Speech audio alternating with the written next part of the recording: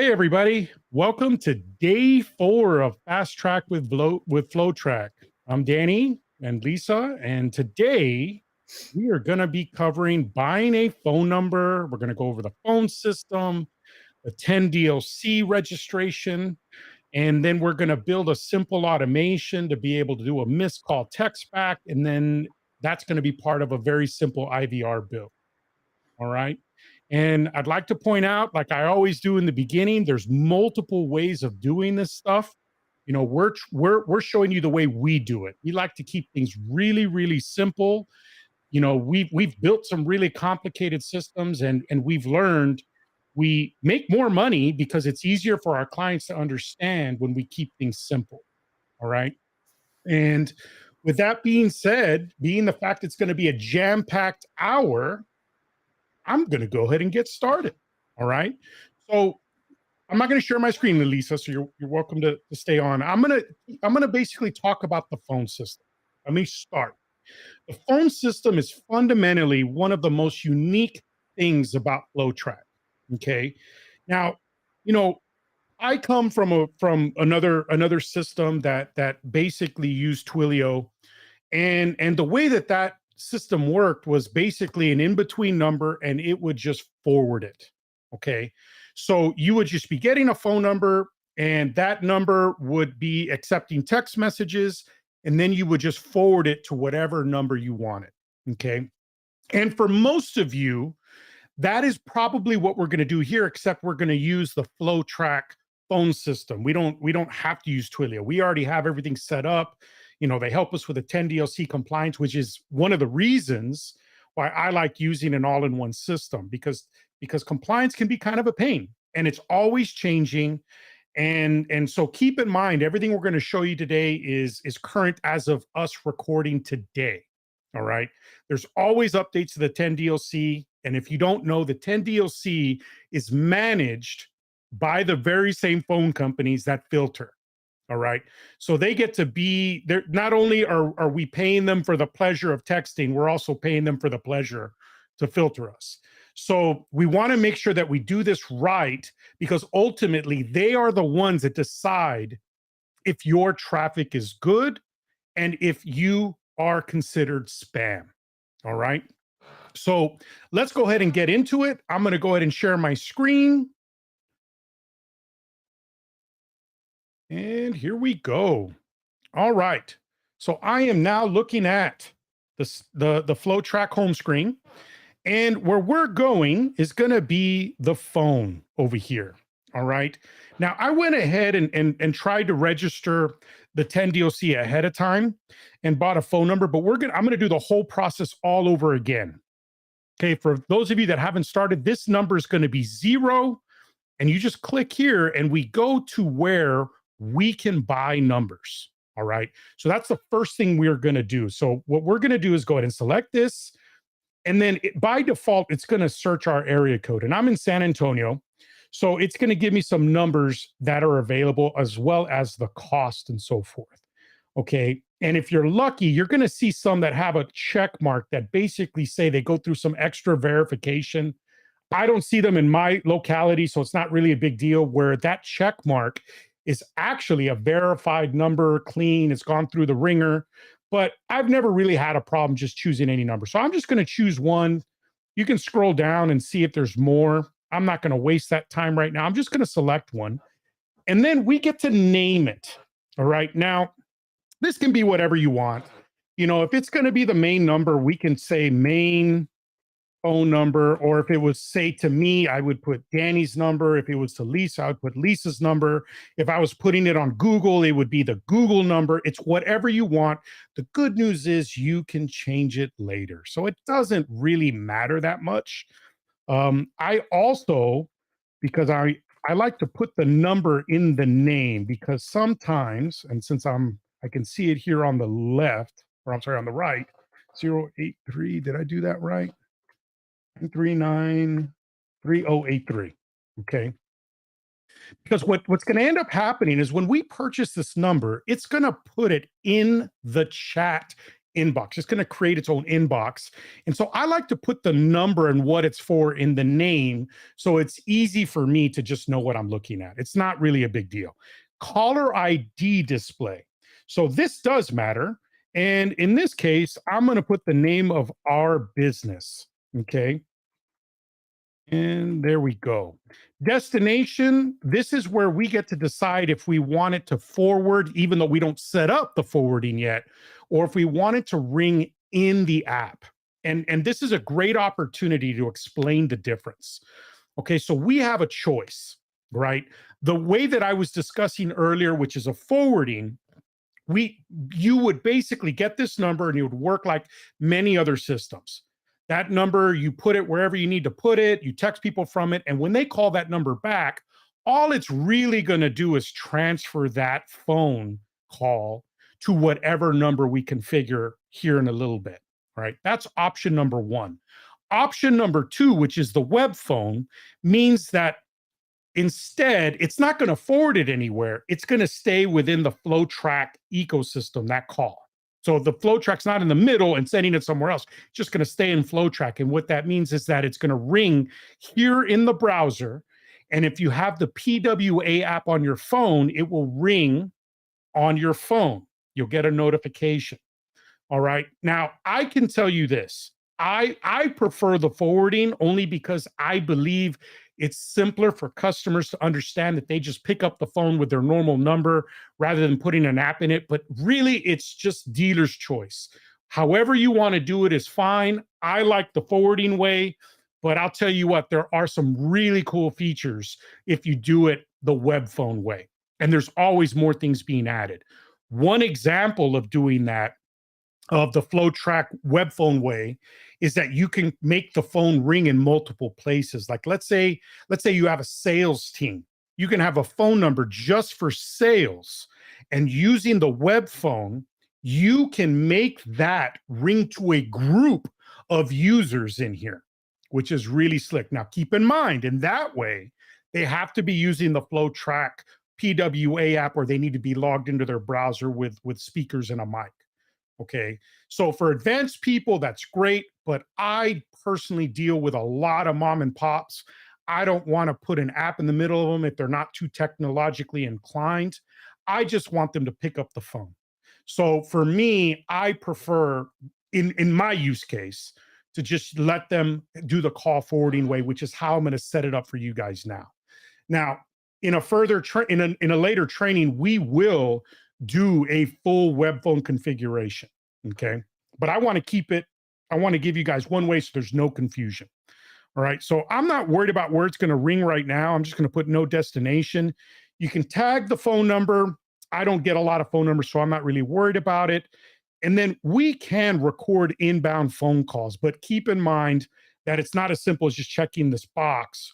You have to enable it in multiple places. Now, if you are going to record inbound calls, make sure that it is compliant with your state. Every state is different in the US. Some places are a one-party state, meaning only one person needs to know on the phone call. Some states are a two-party state. All right. When in doubt, don't record, you know? So now we've got our phone number, and here are some very, very basic. You can see why I put the number there. Here we can also record. That's the extra step when we want to record it. Okay. And we also have the ability to enable SMS and MMS, and that is where the 10 DLC comes into play. All right. So by clicking these boxes, we are going to start the 10 DLC process. Now, this is a US-based system. It's changing all the time. So just use what I'm showing you as guidance, because it could always change. All right. And there are some best practices to making sure you get a fast approval. I've seen it work as quick as 12 hours, but I've also seen it take 24 hours. I've also seen it take a few days. And all FlowTrack is doing is collecting your information for you and just giving it to the carriers. The carriers are the ones that are making the decision whether to approve you, and they're the ones that control the time frame and everything like that. Okay. And I will say that for me, it can be a little bit of a frustrating experience, but That's the carriers. I mean, you know how they run their networks, you know, especially when they're in charge. So let's go ahead and get started with this right here. So the first thing we want to do, we're always going to do, which means it's a mix of these things here. Now, the most important one for us is marketing. If you're going to be sending marketing messages, you need to check this. But I figure, heck, I got 5.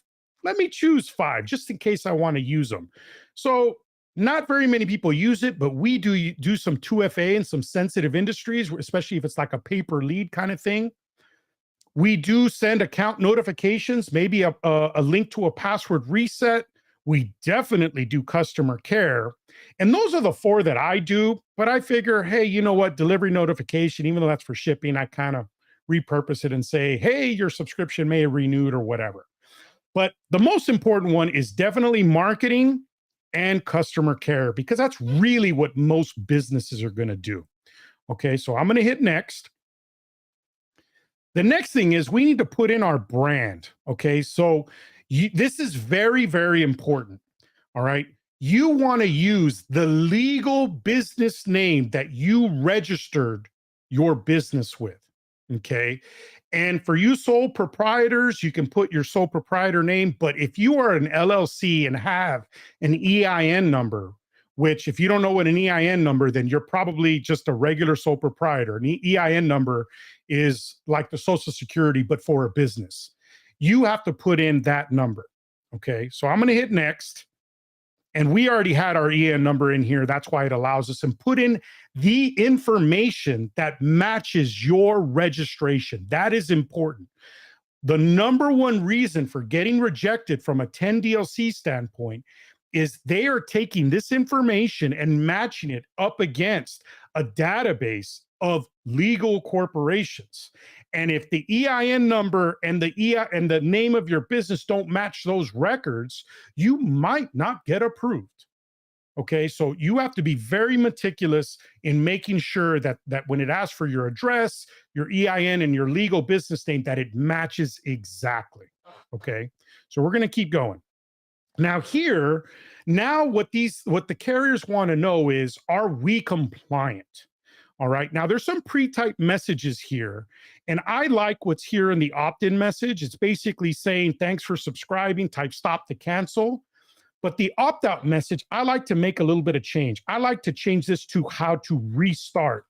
So I change the start to stop, and then I change this from cancel anytime to subscribe.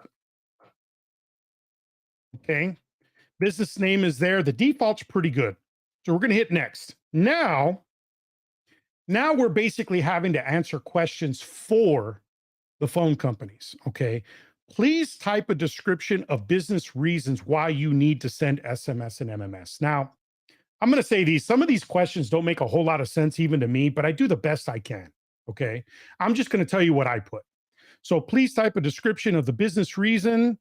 We are texting our customers to provide account information. Now I'm answering these, by the way, as if I am the business that is registering. So right now I am pretending I am a white label selling to other businesses. Keep that in mind. If you're subscribing let's say a restaurant, you want to put on that persona and answer those questions as if you are them. So we are texting our customers to provide account information. So in a restaurant case, you may say, we are texting our customers to provide specials that they have opted into. We're basically showing that we know the rules, if you follow. Okay, so we are texting our customers to provide account information and to give specials that they have opted in for. Okay, I think that's pretty simple. I say more information, the better.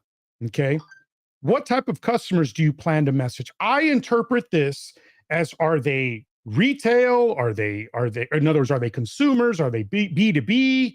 And so I like to say we are messaging business owners who want to use our service to connect with their customers. Kind of answer the same thing, just in a different way. Okay. How is sending messages important to you and your customers? I be honest with you, I don't quite understand the question, but I do my best to answer it since we have to do this. So, how is sending messages important? I say the same thing, just differently. Our customers have asked for this information to, let's make this up, to stay current with our software and features. We use it to provide customer service and ensure customer satisfaction. And I'm just making this up, by the way, but this is really my mindset every time I do this. Okay. How do customers opt in? Now, this is important. Okay. What this is probably the second most important thing about the 10 DLC process. They want to make sure that these people are opting in, and they want to see proof that you have that system in place before they enable you. All right. So, what I do is I created a form. Okay. I posted this in the Facebook group. And what I do in the form is this is in this account. All right. The account that I am registering. I have it in a blueprint in my white label, but take a look at it, take a screenshot, go look in the Facebook group. This is what we have. All right. I just created a form. Excuse me. And keep in mind, this form should be used. I don't want you to make a form and just put it up there for show. Use the form that you're actually going to be using for opt-in. And the most important thing is this right here. All right. So I basically put information that all the compliance laws really want you to say, to saying they are opting in, and we're saying messages frequency, which I have here, message frequency may vary. They like you to say message and data rates may apply, and then how to get out, stop or unsubscribe. So, to be honest with you, I just happened to opt in years ago, and I love the way they worded it. I copied it, I saved it, and I have it here for you guys to see. All right. So what I do is once this form is live, you can either go ahead and put it on a website for your customer where people are going to opt in and then give that URL. Or what I do, since I do let people opt in with this, I will grab the URL where this form lives, and then I will put it in here. Okay. And you can see the warning goes away. Another way, and I want to be clear, they want to see written approval. You can't just say they tell me verbally, because technically, that's not the way to do it. They want to see it on a website. They want to see a number that they're calling or texting to say sign up or something like that. So, another option here is you can put the phone number. Ironically, the phone number is the very same phone number we're trying to do. So you could put the number you just registered here. I put the URL of the form because I do modify that form and let my customers use it to get people to opt in. Okay. So I'm going to hit next. Now you get to choose basically your type of business. Now, since I am doing this for us, I already know that ours is professional services. But if you're doing it for your customers, choose the one that most likely applies. Okay. And then what they want, this is the third most important thing, is they want to see 5 sample messages of what you plan on sending. And I encourage you to put what you're going to really be sending here, because I personally am of the belief that if you're declaring it, your messages are more likely to get through. I hope that makes sense. If you're just going to put very generic stuff here and that's what you're declaring, and then you start sending a lot of marketing traffic, they may not like that. They may just say, you know what, you didn't give us an example that reflected your approval, and maybe that'll hurt your trust score. But I really do believe in transparency because they know what we're going to be sending. So let's put it. Now, you can see that Mike gave you some good little guidelines when you kind of hover over them. And they're really good starting points.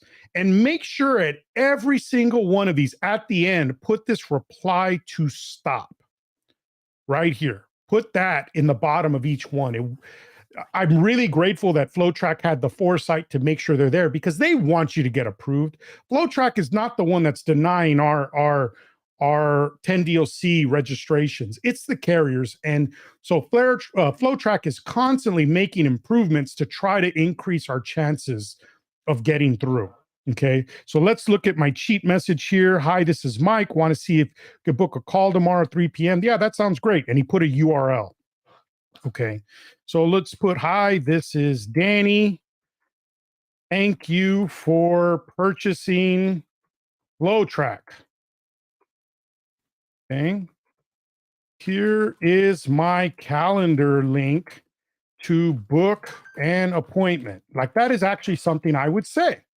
All right, so what I'm going to do is I'm going to put a domain that fits for what I plan on using in the system. You know, so if like with Lisa and I, ours is my.agencyremix.com for people to log into our system. So that's the URL shortener we use too. So I would put my.agencyremix.com, Danny, whatever. I'm trying to show to the carriers that I'm using the same root domain if I plan on sending URLs, which most of us do, because links have a tendency to be filtered if it's a shared domain. So I don't use Bitly, I don't use any of those. I want my own, and FlowTrack gives us that. It's one of my favorite things about FlowTrack helping us increase our deliverability. All right, so there's a URL. Now I'm going to convert it since this is a FlowTrack training. FlowTrack.co, and maybe we'll just put calendar, whatever, right? Very good. Now you notice I still have an error. So I need to put the reply, whoops, hit the mouse. Reply to stop. Let me make it match exactly to cancel. There we go. Now we're good. Okay. Next one. Let's see what Mike put. Can you send me your logo to design your site? So if you do use it for communication to build websites, that's a good example. I don't. So maybe what I'm going to do is let's make something up. Here, I send a lot of coupons. Here is your coupon that you requested. It is for, let me do it right. It is for 20% off your next purchase of SMS credits, whatever. Get up. Put my reply to stop.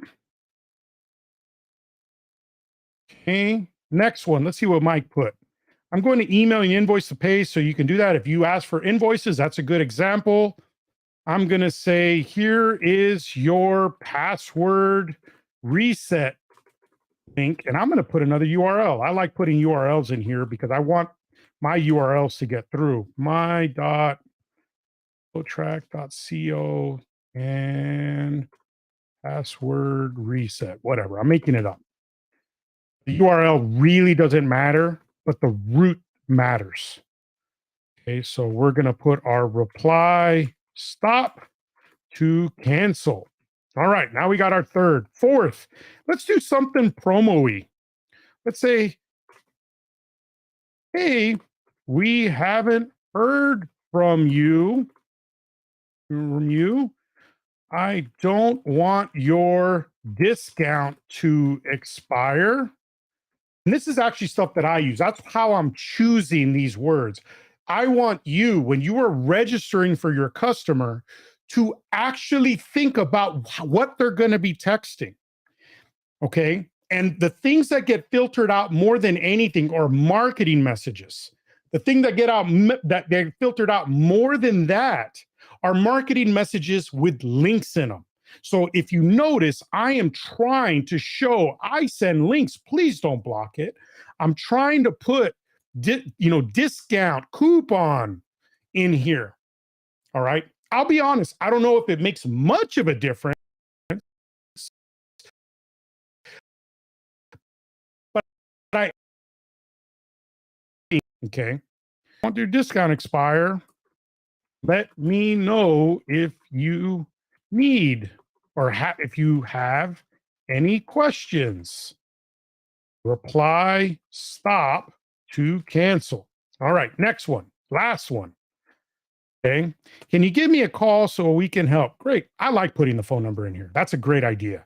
So here is my direct number if you have any questions.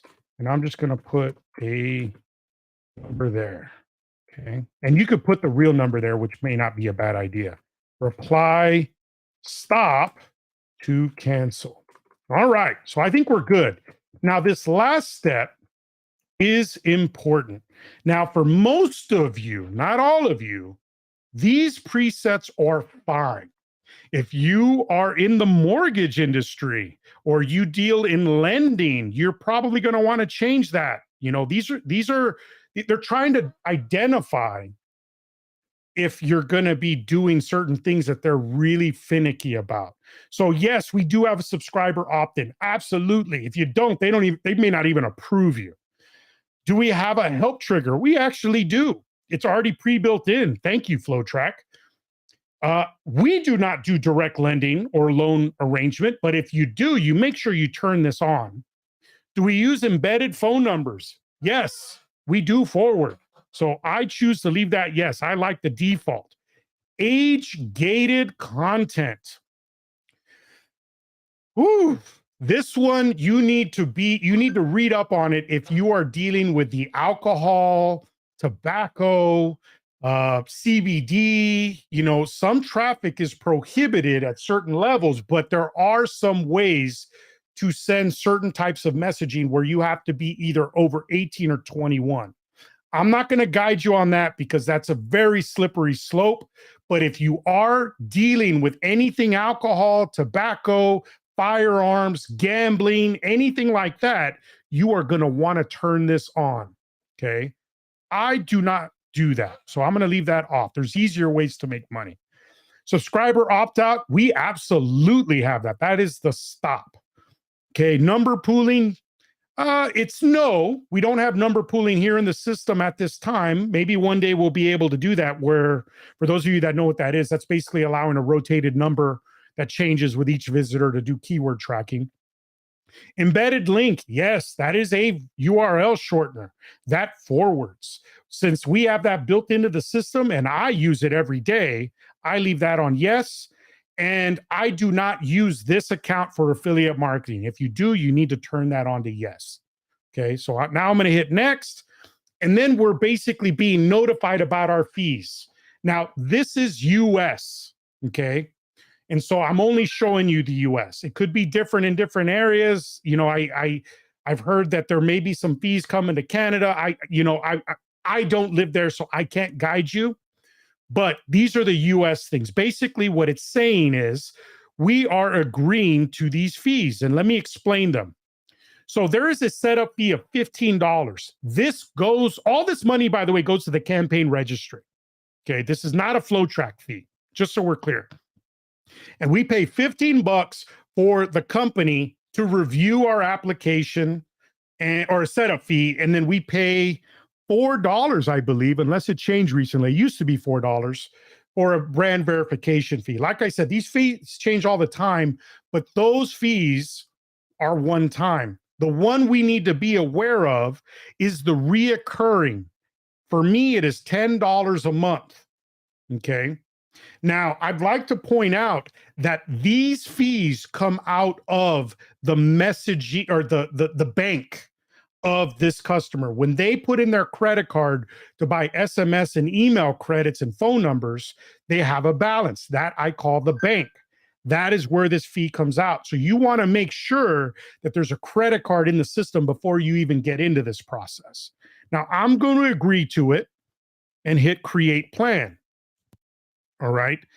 And then to see the status, okay, I'm going to go back to phone numbers, and this SMS plan is where all that lives. Okay, you could see I submitted one yesterday. It hasn't been approved yet by the pending. Okay, I'm going to go ahead and cancel this because I already have one going. And what happens is we are waiting for the carriers to basically give us the okay, right? This is the brand, this is the plan, all right? And what I'm going to do is I'm going to slide mine over, and you could see when you are active, you know you are fully approved, okay? So that is how we do the 10 DLC registration. And that took a whole 30 minutes for up to now. So I don't have a lot of time about best practices on how to get through that, but I really want to make that one of the first trainings once we're done with the Fast Track with FlowTrack series. We're just trying to get you up and running. Okay. So now let's get to building. All right. Because I don't have an active plan, and a good key to know is that when you go to phone numbers, if I want to start texting and building out campaigns, I have to hit enable. Well, because I don't have an active plan, it wants me to register again. Don't do that. Just wait for the other one to be approved, or it will say something to the effect of rejected with a reason, and that'll give you an idea on how to resubmit to get approved, whatever they had a problem with. And if it's very vague, it's coming from an API from the carriers, get with support, start a chat message, and they could help you. All right. So now let's go ahead and get to the next part. We're going to do a missed call text back. Now I'm going to my account only because I have an approved one, and I want you guys to see. And let me jump in. Okay. So when we start, actually, I want to start from scratch, because I want you to see something that's very important. When I hit new workflow, we want to select an incoming phone call. All right. And we're going to select. And now we have a automation. This is where we get to control things. Okay. So I'm going to set up first how to forward it. All right. So this is still part of the basic setup. And then I'm going to add the component of the missed call text back. Okay. So what we're going to do is we are going to add a transfer call. Okay. And please hold. This is what's going to happen. The phone call is going to ring. It's going to say, please hold while I connect your call. Now you can change it. Select a text to speech. I don't like messing with stuff. I'll just go ahead and do that. And then we need to choose an extension. Okay. Now, what I'm going to do here, you can see we play around quite a bit here. I'm going to choose other phone number. That is how we forward. Okay. So we're going to go ahead and put in the number we want to forward it to. This will usually be the business number. And then this is important for missed call text back. We are basically declaring here, do we just want to transfer them? And when you just transfer them, it is just considered a connected call. All right. That is the default, because I want to be clear that the system cannot distinguish between a human picking up and the voicemail picking up. So when the voicemail picks up, to us, to humans, that is a missed call. But the system can't tell the difference. It doesn't know who picked up. So to get around that, what we want to do is create a number for them to press. Okay. So what's going to happen is it's going to ring, and whatever picks up, we want them to press this number to accept the call. Okay. So what we're going to do is call from FlowTrack or your business, press 1 to connect. And then I'm going to hit save. So what we just did, the call's going to come in, it's going to forward to the business, they're going to pick it up, and before the call is live with the customer that just called them, it's going to say call from FlowTrack, press 1 to connect, and they have to hit 1 to connect. If they don't hit the 1, it is considered a missed call to our system. Okay. So we are going to hit save. All right. So now this is where it gets cool. Transfer call. And then when it transferred, we just want it to hang up. So that's after a successful transfer. But the no answer is where we can put the missed call text back. So we're going to send an SMS in here. And there's multiple ways of doing this. I'm showing you the easy way. So we are going to basically say contact owner. Nope, nope, nope. We want it to go to the contact phone. So the defaults are good. We're going to choose a number. These are just a bunch of play numbers for us. And then here is the message we want to put. Remember, this is an SMS to the person that called when it didn't connect. Hi there. This is Danny with FlowTrack. I am sorry. I missed your call. Is there something I can help you with? Okay, and I'm going to go ahead and make that a capital. Let's do this right. Oops. All thumbs today. Okay. I do like to lead the reply stop to cancel. It's just part of giving compliant messaging. If people don't want to hear from me, I want them out. This way they don't, they don't complain. All right. So now we've got our text. This is the no answer. In other words, if they don't hit the one when it's being transferred, accepting the call, it's going to go down this route. And then maybe what we're going to do is we're going to get a voicemail. All right. So let me see here. I am blind. Here we go. Capture voicemail. Same thing. Text to speech. I'm good with the default. Please leave a message after the beep. Good old Sally's going to be my go-to. Go do that. And then we are going to put this here. Now, it's important that when you're building a phone, this is always the last step. If you put like a text or anything after that, it's not going to execute. All right. So keep that in mind. So let's connect it. Let's name it. And we are going to say call forwarding with missed call text back. Now, I can tell you, because I use missed call text back in multiple places, what I do is I build an individual flow that has no trigger. It's just a flow with nothing more than the SMS. So it's just this arrow, the SMS, and then the end, the hang up. And then what I do, instead of putting this SMS here so I don't have to rebuild it and retype it every single time, I like to put the add to flow. So let's just pretend that was there, right? And then the one that I build for the missed call text back, let's just pretend that's it. It would look like that. So now whenever I want to do a missed call text back, I just add it to that same flow. So I don't have to build it 5 times if I have 5 different extensions. All right. So that's just a little trick, but essentially they work the same. Okay. So I'm going to go ahead and save it, publish, and we're good.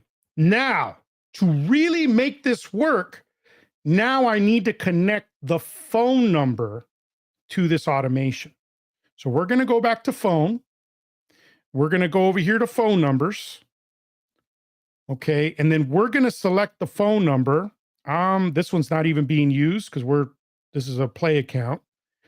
And see, I am back to where I have everything enabled. All my keywords are there that came by default. But look at what I'm looking at here. Okay. And of course, LastPass wants to get in my way. Let me disable it. Hold on. Let's just remove it. Gets on my nerves. All right. So now these are the web phones, but if you scroll down, these are the flows that I have selected. This is the one we just built.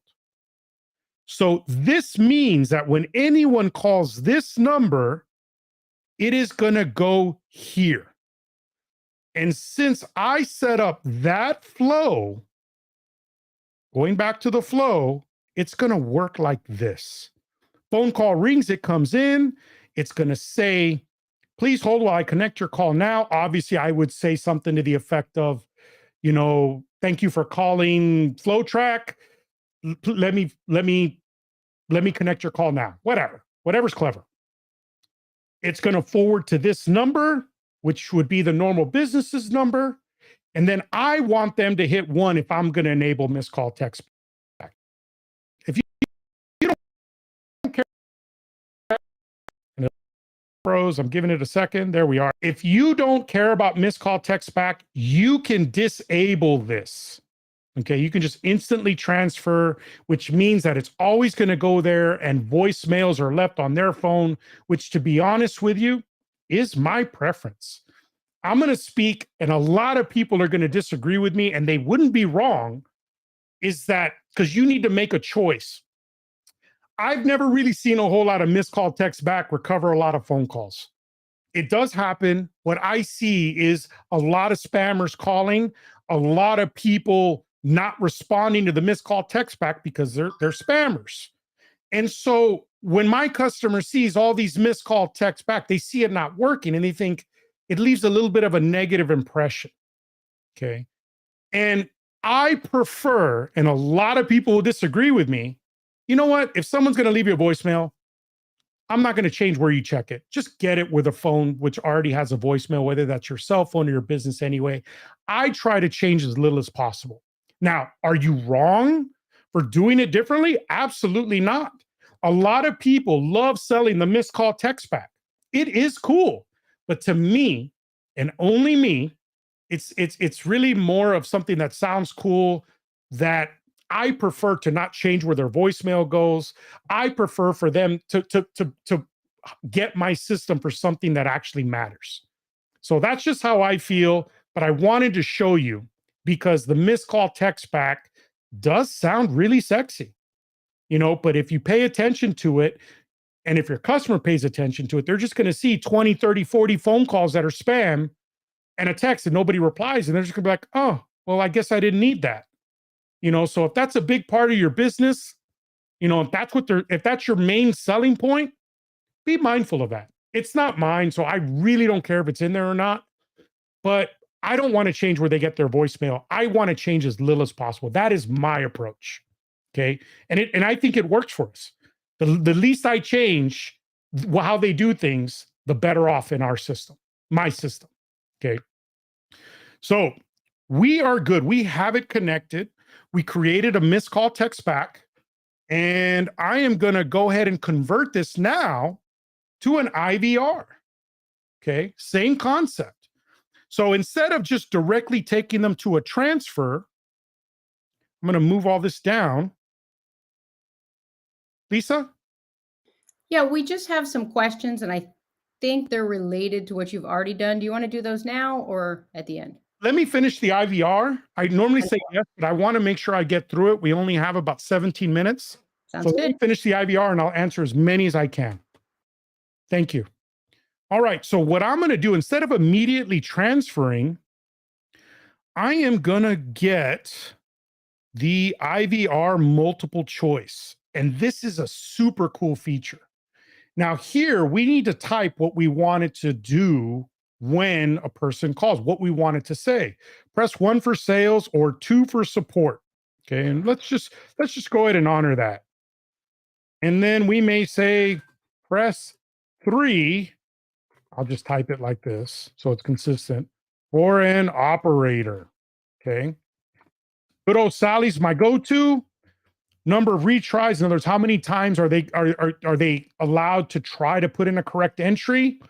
The timeout, if they press nothing, is 30 seconds. Text to speech, I'm good with everything. And then here, since we're using 1, 2, and 3, we want to enable those three extensions. Hit save. And now you could see we have 3 different paths plus the timeout if they type nothing, which is a great place to take a voicemail or a missed call text back. Okay. Now you can click and drag and put this over the line. You can see it highlight. It'll automatically insert it. But this is another way. I can just right click and hit delete, put that in, connect it, and let's pretend this is sales. All right. So we're going to take them to sales. And then we can do the same thing. I'm just going to duplicate this. And this will be for support. Okay.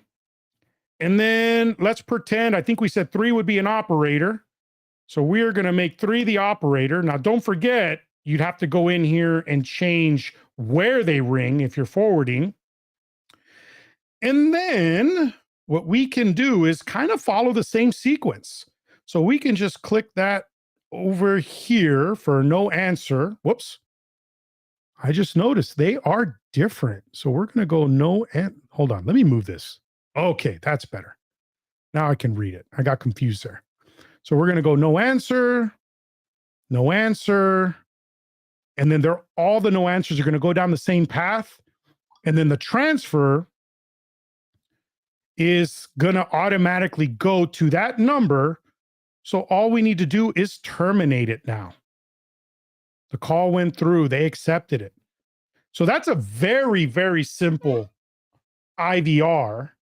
Okay. And a little hack for you guys. Let's say we're using tags. I'm going to put in a check. Oh, something very important, guys. I almost forgot my own rule. We need to put a lookup contact in there because if not, it's always going to duplicate. So since people are calling in with their phone number, always why you test things, we're looking to see if we match their phone. Let me put that in the middle there. So now, check this out. Now it's checking to see if they are a known contact. It's really for deduplication, so they can both go here. That's so we don't get duplicates. But let's say we want to go a different route if they are a new customer, or maybe they signed up for specials, or maybe they have an overdue bill. Okay. So what we can do is put in, and I'm not going to build it because we're running short on time. We can put a logic step, a condition, and then we can go in and check the contact or a tag that has billing. And I don't have that in there. And then it would be checking for this tag. I don't know if it'll let me save it. Save. And now I may have, let's pretend this is a billing. I'm going to duplicate this. Let's pretend this is the billing department and I make this phone ring the billing department. Now, what we can do is put this here in the middle.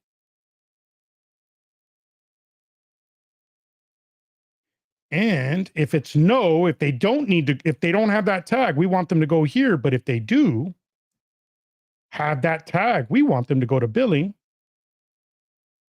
And then maybe with no answer, take them to the missed call text back. Then if it transfers, hang up. It's kind of messy. I spend a little bit more time organizing this, but you get the idea. All right. And that's the power of building with an IVR. And I am open for questions because I'm trying to keep these under an hour and we got about 10 minutes. Lisa, I'm ready for you. Fantastic. Let me go all the way to the top and I will put them on the screen. I've answered plenty of them, but there was a couple I just wasn't sure about. So I will put those on the screen. All right, this is the one I wasn't quite sure of. If we go web phone, is that the equivalent of porting the number in? So the web phone and the call forwarding have nothing to do with your porting in. What the porting is for, it's instead of you wanting to buy a number, the first thing I did, you already have a number that you want to bring into the system. So they're separate, even though they're very related. Porting in means that you are going to, let's say you're using Twilio. You have to basically provide documentation that you own the number, and it's a little different with every carrier, okay? And porting in means that you are giving FlowTrack the ability that they are authorized to take the number away from the current carrier and put it into the system. Once it's in the system, then you get to decide if you want to do a web phone or a call forwarding. A call forwarding, which is what I showed in here. Okay. Hope I answered the question. Perfect. Next question. If I port in a toll-free number, can I send SMS from FlowTrack? Absolutely. Any number that is SMS enabled can do a text. Now, I will say this, Bill, the 866 number, you're going to have an extra screen on the registration to be able to, they're a little bit more strict on the 800 numbers, but the 866 numbers are, I think they have a higher throughput, even though that doesn't matter to me because I like to drip everything to minimize filtering. But yes, you can text an MMS from a toll-free number. Okay, I'm going to show this one because as you were talking about the SMS, somebody said, hey, if I've got to do this for each client, it's of no interest to me. Hey, that's your choice. That's the customer's choice. This is a legal requirement in the United States. There's nothing we can do about it. If you're using any SMS provider and they're not doing this, you are not in compliance and you don't want to be using that provider. So either the customer has to make a choice or you have to make a choice. Is it worth it? Is sending a message and paying these costs worth it? And for many customers, it's going to be very much worth it. They can send out a blast to 2, 4, 6,000 people dripped and earn hundreds, if not thousands of dollars, then what's a $15 a month fee? So that's how you have to look at it. The whole reason this has come into play is they're hoping to prevent spam. They're hoping to prevent the reason the spammers get away with this is because they will buy tons of numbers, they'll burn them, and then they'll drop them and buy tons more. And this is going to stop that. Well, try to stop it. I don't think it'll ever stop it. I'd like to add to that. It's $10 a month, by the way. And the good news is that it takes about 10 minutes. You only have to do it once per business because it is their, that's why we have to put in their EIN because that reputation follows. I mean, Lisa got a notification this last week from Zoom wanting her to pay the fee and be compliant just to be able to send reminders about Zoom meetings. It is, you're just, if you don't want to do it, then you're going to, ultimately you're not going to be able to get SMS in people's phones. And if you don't need it, you don't think it's worth it, totally up to you. I can say this, in my personal business, and we have an automotive accessory business, when we started texting, we would get 10, 20, 30 leads a day because we do a lot of SEO and pay-per-click. And we would only get a small fraction of people to even answer the phone. Texting just works. We got probably 2 to 3 times more responses where we were able to give quotes. We started booking more appointments. And so from my personal perspective, and I can only speak for me, for 10 minutes and $10 a month to sell an extra 50 tent jobs a month is a no-brainer. But, I'm not going to say I like doing it. I just don't have a choice, just like I pay my taxes. So just kind of is what it is. All right. Thank you for that. Next comment/question.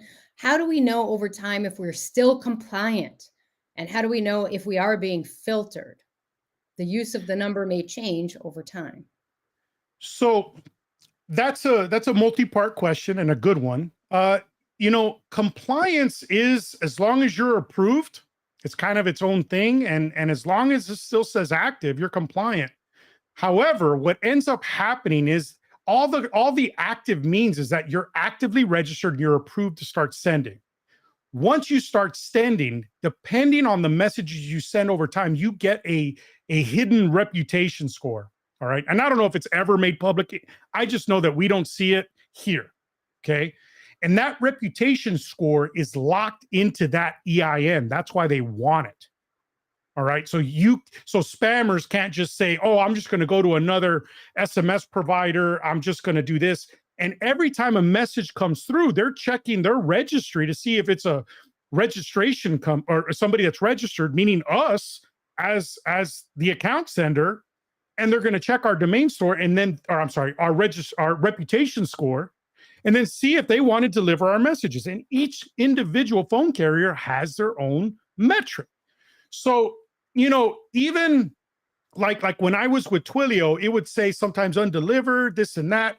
I mean, I always found that it was kind of a best guess kind of thing. And I would like to see more of this reporting. And I believe it's being considered. But the reality is that, you know, there's no way, even in the old system, to really know the true metric without you send out 3,000 texts checking 3,000 people to see how many were undelivered. And I don't have time for that. So I, but the thing is, I try really hard to play by the rules. I don't use third party URL shorteners. I make sure that my messages are exactly like what I put in the registration. I make it easy for people to opt out. They're also looking to see if you send out a big blast in a short amount of time, is the content the same? Which is why I'm such a big fan of FlowTrack, because I can create random messages that are basically the same message differently. They're adding the spin tax so that all the messages don't sound the same. So they're looking, I mean, they treat it just like email. Email filters work. You know, it is more of an art than a science on being able to get in the inbox. Your domain matters, no different than our phone number. What you send matters, no different than our phone number. The velocity, how much you send in a short time matters. Same thing with the phone number. How many people type stop? How many type unsubscribe? You know, it's all the same. And so when you look at it like that, you start to understand it's not as black and white, just like how one message can make it to the inbox and another one can't. So that's probably the best I can answer that. Excellent. Next up, is there a second charge if the initial submission is rejected when you do the 10 DLC? I'll be honest, John, I don't know. I suspect if there is any charge, please don't hold me to it. There used to be a $4 verification fee. You might lose that, you might not, but I know that if my memory's correct, the first time I did it, I got rejected. I wasn't even billed, but maybe there was a little $4 fee in there, you know. So I don't know. That would be a great question to ask Mike when Mike's around. Excellent. Or get with support. Yeah, better yet. Steve asked, where can you find the roadmap for these 10 days? Thank you, Marcelo. You told us that they are in the YouTube channel, but I will also make sure they get up on the Facebook channel under files. We'll throw an image up there so you guys can download them so you have them for quick reference. Next question. What's the short version pitch for IVR, and what retail price would you recommend? Ooh, that is a tough question, Steve. I can tell you that in Lisa and our system, we don't make the IVR the huge pitch. We use it because obviously if you're texting, you need a phone number to forward. Okay. And I try to focus on the drip more than the phone system. But, and this is a hypothetical because that I just told you how we do it. I would probably,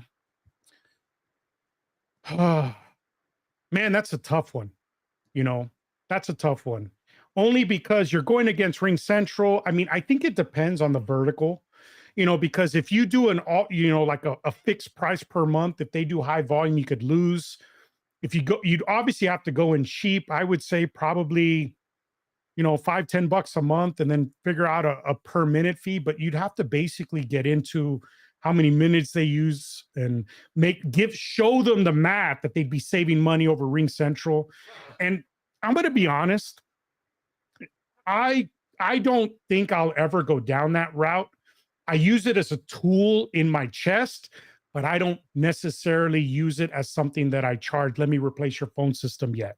I'm actually in the middle of converting my entire phone system with my business, which is about 6 Ring Central lines that I pay about $350 with fees and taxes a month. And then I'm gonna be able to answer that question better. You know, that's a tough one because if you want to be a phone provider, it's kind of tough to be competitive with the all you can eat where people hear a per minute price and it's just hard to sell. I'd much rather just say, hey, you have all these people just you know that are getting quotes and you're not following up. That's what I sell. And the phone system in my case is nothing more than a means to take people that call because of our drip messaging and connect them with the user. Yeah, and keep in mind this too. I'll add a little bit here. Number one, retail price is what you think you want to charge. Remember, these are your own businesses. Nobody's going to tell you what to charge in each case. So, look at the industry, benchmark the industry. What are they charging? Things like that. So,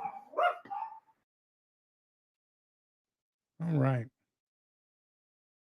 all right. I apologize for the puppy. I would like to know if I work with an influencer, if this influencer needs to register his name as a business. I'm guessing this influencer is getting paid somehow. And if they're getting paid, then they're a business. If it's just a pass through and they are sole proprietor, Danny, is it require an EIN or can you put a social security number in there? You can put a social security number in there. Now, I can't speak to all the best practices. I'm just thinking of it kind of like how I do my taxes. If you're a business, you put your EIN where Social Security is. If you're, and when you're doing a sales tax or anything like that, you're putting your social if you don't have an EIN. So in my best estimation, you would use those interchangeably like you just asked. And missed one, so I wanted to go back. If a number had a bad reputation in the past under different ownership, does 10DLC registration cleanse the number? I'm going to answer that carefully only because I don't have firsthand knowledge of what past data did, but I will say what I do know. I will say that when you register, you technically do have a clean slate. The reason why I don't want to just flat out and say yes is because there's a lot of different phone carriers that carry their own spam likely database. And it doesn't mean they connect it to the 10DLC. So what I would do, John, is I would register. I wouldn't worry about a bad number. And then I don't have it. I think it's called free campaign. No, my God, I don't remember it. But we can post it in the Facebook group where you can basically go in and declare that number with the most common of those registries or with those databases and register yourself as a spam likely call. My understanding is the 10DLC should cover that, but I don't know that to a full fact. But if you do those two things, you've done all you can do. Yeah, and I don't know how this feature works, Danny, but when you're buying numbers in the system, occasionally I see one pop up with a green check mark. And if you hover over that, it says that is verified to be clean. Mm-hmm. I would try as I may to buy those numbers before anything else. Yeah, I brought that up when we were buying it, even though it didn't show up in my locality. I've never had a problem with that, John, but I've always done the 10DLC. And, the 10DLC is what matters for SMS. So. Yeah, and Steve's saying that he got hit with a charge twice when he got rejected. So I'm going to assume that is the case, that do your best to register. The fee, remember, is the campaign registry. It's not FlowTrack. So I hope, Steve, that what we went over today will, if you didn't already get approved, will increase your chances. And if we find a better way, or if I misspoke at any point, even though all of mine have gone through, then we'll do another training. Because like I said, the 10DLC, man, it is a living, breathing organism, and it's always changing and, making our lives harder. They're still making up the rules, to be honest with you. Yep. And Leland said the EIN is only required legally for wages and foreign trade, but of course it looks better when presenting yourself in business. I think a lot of businesses ask for it because then they assume you've gone through more. And in this case, I see why they're asking for it. Somebody who has an EIN, they can attach to it, or your social security number, they can attach to it. If you start really spamming and doing things wrong, they get to come back to you personally and fine you. So that's what they're trying to do. They're trying to add accountability to all this spam and all the stuff going on to try to stop it. I think that I'm gonna say, Leland, that the EIN absolutely does matter, especially with anything that has to do with money and identification. Just like how you have one social security number, that's how you are identified by the United States, right? It's the same thing with the EIN. That's how you are identified as a legal entity, separate entity in the United States. And I think that's why they go with the EIN. because there's a database. You have to register with the state and the IRS. It's how they track your income. So it's probably why they chose that number. All right. So can somebody in Australia apply for a number? So I'm going to tell you that since I'm in the US, I am definitely not the authority. I will say this: you do need to do the 10 DLC no matter where you're at if you plan on texting in the United States. That I know. 10 DLC is not required if you are in other countries. With the exception, maybe there's some iffiness with us. I'm sorry, with Canada, where I'm getting some clarification. I don't believe it's required there. But as far as getting a number, which I think is the root of what you're asking, you can get phone numbers in different countries through the FlowTrack system. I'm going to defer that question to Mike, who obviously understands what he can and can't do better than I, since I am not in Australia. But my understanding is they are working on adding countries all the time. And it is a very painstaking process to be able to get every country and establish carrier deals. And that is definitely a Mike question. But my understanding is, yes, you can, but please don't get mad if I'm wrong. All right. Thank you, sir. Those are all the questions that we have today.